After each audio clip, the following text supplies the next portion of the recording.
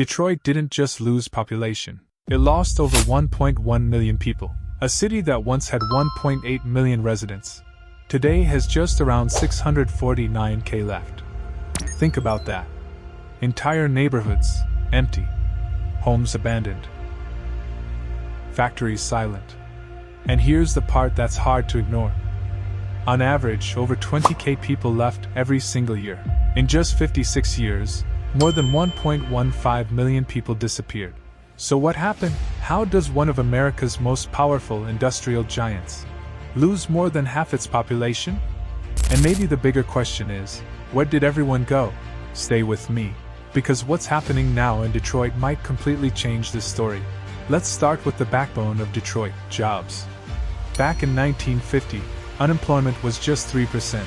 The city was booming. Fast forward to 2026. It's now close to 5%, slightly above the national average. But the real story isn't the percentage. It's what people actually did for a living. There was a time when 1 in every 10 people worked in factories. Today, it's just 1 in 50. Let that sink in. In 1950, around 200K people had factory jobs. Today, that number is down to roughly 20K. That's not a small drop. That's an entire system collapsing. Factories shut down, major employers left or scaled back. Auto giants reduced their presence. New projects delayed or uncertain. But even that wasn't the full problem. Machines started replacing people. Automation took over jobs that once supported families. And even when jobs existed, many workers didn't have the skills for them anymore.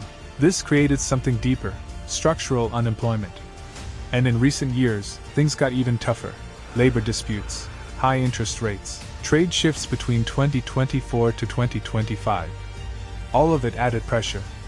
And that's when things really started to fall apart. But jobs were only part of the story. Now imagine Detroit in the 1970s. It's night, and people are afraid to step outside. From the 1970s through the 1980s, Detroit became one of the most dangerous cities in America. It was known as the arson capital of America, the murder capital of America. And then came 1991, when violent crime peaked at around 2,700 per 100K people. These weren't just numbers. This was everyday life. At the same time, drugs were spreading fast.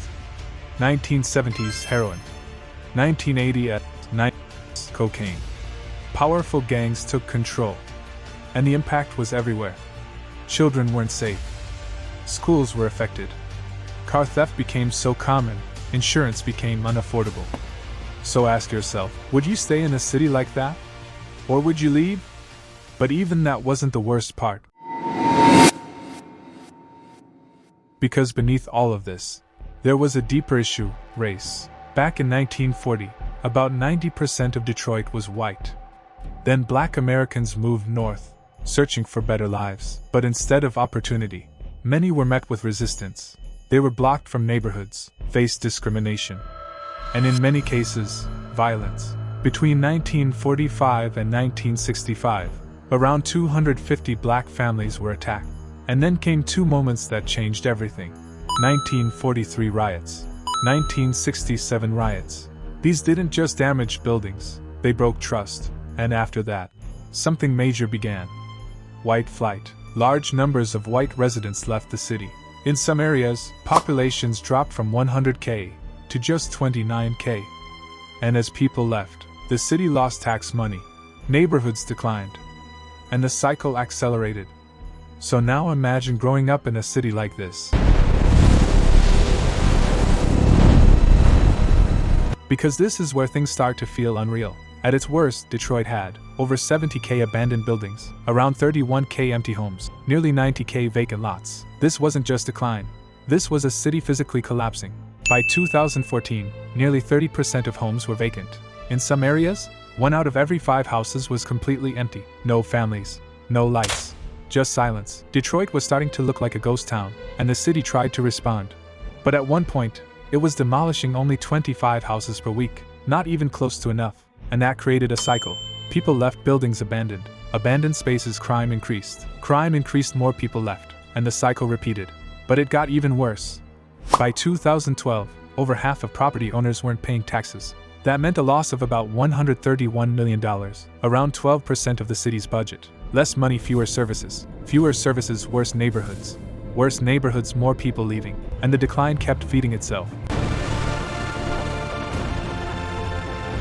And then there's something even more important: education. At one point, Detroit had the worst graduation rate in the US. Less than 25% of freshmen graduated. That means 3 out of 4 students never finished high school. And it didn't stop there. Over 70% of 8th graders were reading below grade level. Think about that. Trying to build a future without basic skills. Detroit also recorded the lowest math scores ever in national testing history. Not just low, the worst ever seen. In 2011, only 7% of students were reading at grade level. And when it came to college readiness, over 2.6K students took the ACT. Only 93 students, about 3.5%, were ready. Among black students, just 2.9%. State average? Around 20%. Even at one of the city's best schools, only 10% were college ready. Across the entire district, just 1.8%. So now you start to see the full picture. This wasn't just one problem, it was everything at once. And that's what pushed people out.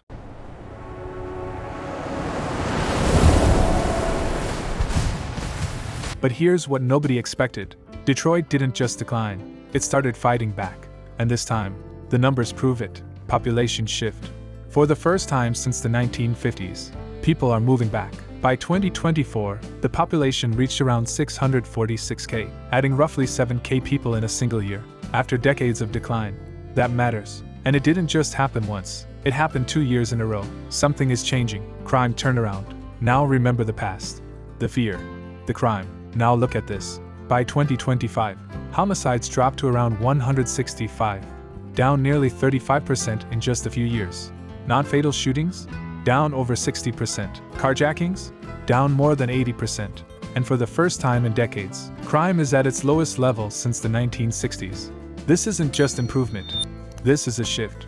Money returns. And when safety improves, money follows. Billions are flowing back into Detroit. Businesses are returning. Downtown is rebuilding. Once abandoned landmarks are being transformed into innovation hubs. Tech companies are moving in. Investors are betting again. For the first time in years, Detroit looks like a city people believe in. Light reversal. And those empty neighborhoods? They're changing too. Thousands of abandoned homes have been demolished. Thousands more restored or sold. Property values have nearly doubled, from around $4 billion to nearly $9 billion. That's not just recovery. That's momentum. Reality check. But let's be honest, Detroit isn't fully back. Not yet. Poverty is still over 30%. Average income is around $38,000, nearly half the national average. So no, this isn't a perfect comeback. But something important has changed. The direction. For decades, people were running away from Detroit. Now, some are starting to come back. And that changes everything. Because Detroit didn't just lose people, it lost belief. And now, it's trying to get it back. So maybe the real question isn't, is Detroit dying? Maybe the real question is, how far can it come back? And bigger than that, could this happen to other cities too?